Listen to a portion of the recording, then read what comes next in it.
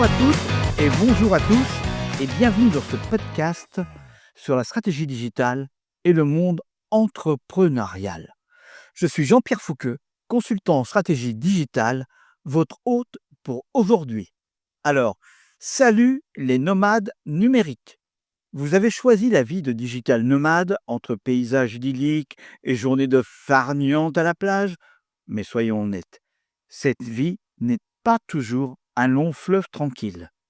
Derrière les photos Instagram et les stories Snapchat se cachent des défis uniques que vous devez affronter pour réussir dans votre carrière nomade.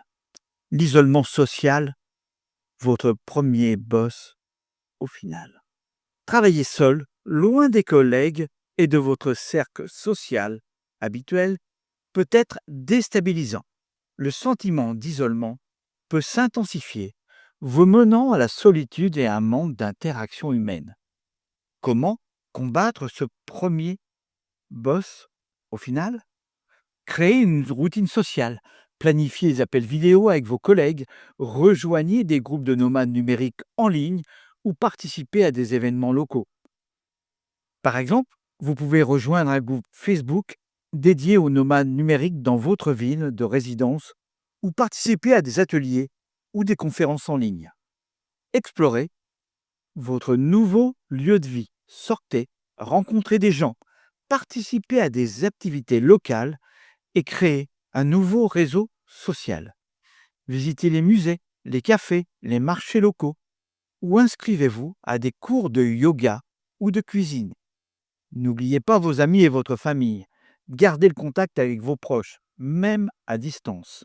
Les appels vidéo, les messages, les emails peuvent faire des merveilles. Planifiez des soirées virtuelles avec vos amis ou envoyez-leur des cartes postales depuis vos voyages. La communication à distance, un vrai casse-tête. Les différences de fuseaux horaires et l'absence de communication en face à face peuvent compliquer la collaboration et la communication avec vos collègues, clients ou partenaires. Malentendus et retards de projet sont des risques bien réels. Alors comment éviter les malentendus? Définissez des horaires de travail clairs et communiquez vos horaires de travail à vos collègues et clients pour éviter des conflits de fuseaux horaires. Par exemple, vous pouvez créer un calendrier partagé en ligne indiquant vos heures de disponibilité. Utilisez des outils de communication efficaces. Slack, Zoom, Google Meet et d'autres outils permettent une communication fluide et instantanée. Explorez les fonctionnalités avancées de ces outils, comme le partage d'écran, les annotations de documents et les enregistrements de réunions. Soyez précis et concis dans vos communications. Évitez les ambiguïtés et les messages trop longs pour faciliter la compréhension. Utilisez des listes à puces, des tableaux, des captures d'écran pour clarifier vos explications. Un autre art à maîtriser, la gestion du temps. Sans la structure d'un bureau traditionnel, il est facile de laisser distraire et de procrastiner. La gestion du temps devient un défi crucial pour maintenir votre productivité et respecter vos deadlines.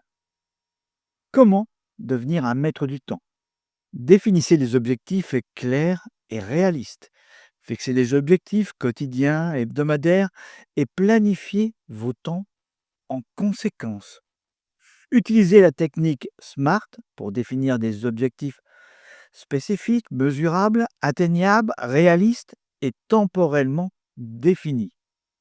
Créez un espace de travail dédié. Même si vous travaillez à distance, aménagez un espace de travail calme et organisé pour favoriser la concentration.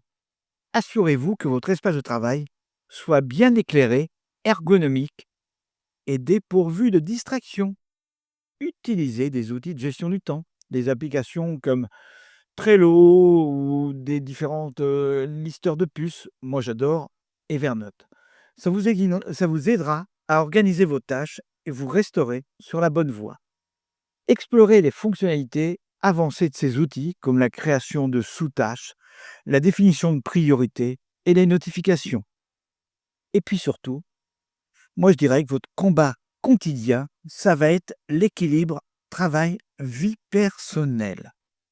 La frontière floue entre la vie professionnelle et la vie personnelle est un piège fréquent pour les travailleurs nomades.